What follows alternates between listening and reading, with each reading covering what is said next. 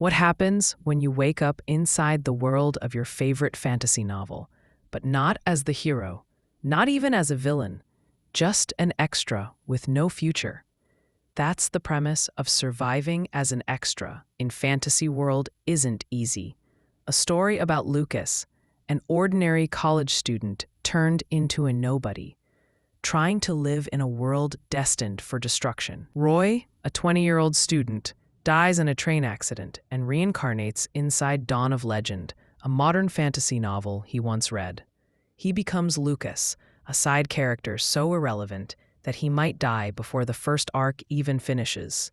With no plot armor, no destined power, and surrounded by monsters and prodigies, Roy's only choice is to fight, adapt, and find out whether the world has a bigger plan for him, or whether he's just a pawn meant to be discarded. At first, it's really engaging.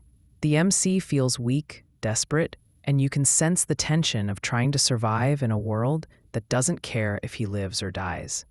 The writing quality also improves as the chapters go on, and if you're looking for something like the novel's extra or tap-of, this scratches that same itch.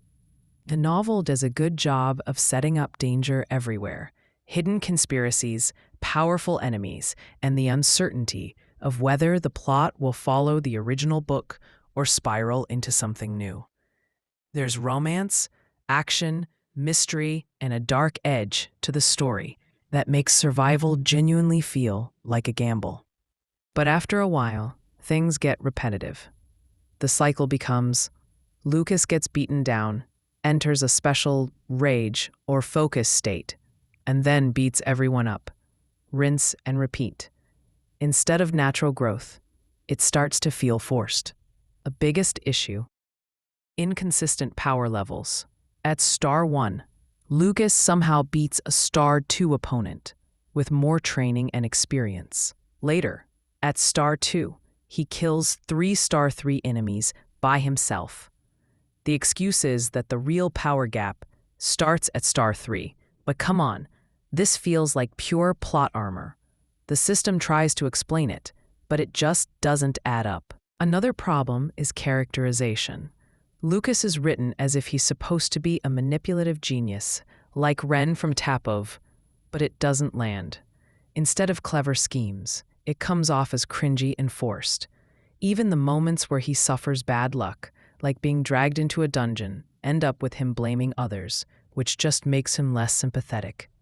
In the end, surviving as an extra in Fantasy World Isn't Easy is entertaining if you want a weaker to stronger survival fantasy with a dark twist. But if you value consistent world building, believable power scaling, or a clever protagonist, this one might frustrate you. The writing quality improves, but the repetition and forced moments drag it down. Rating 2.5 out of 5 stars.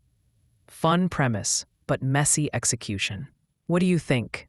Would you give Lucas a chance, or would you drop it like I did after 80 chapters?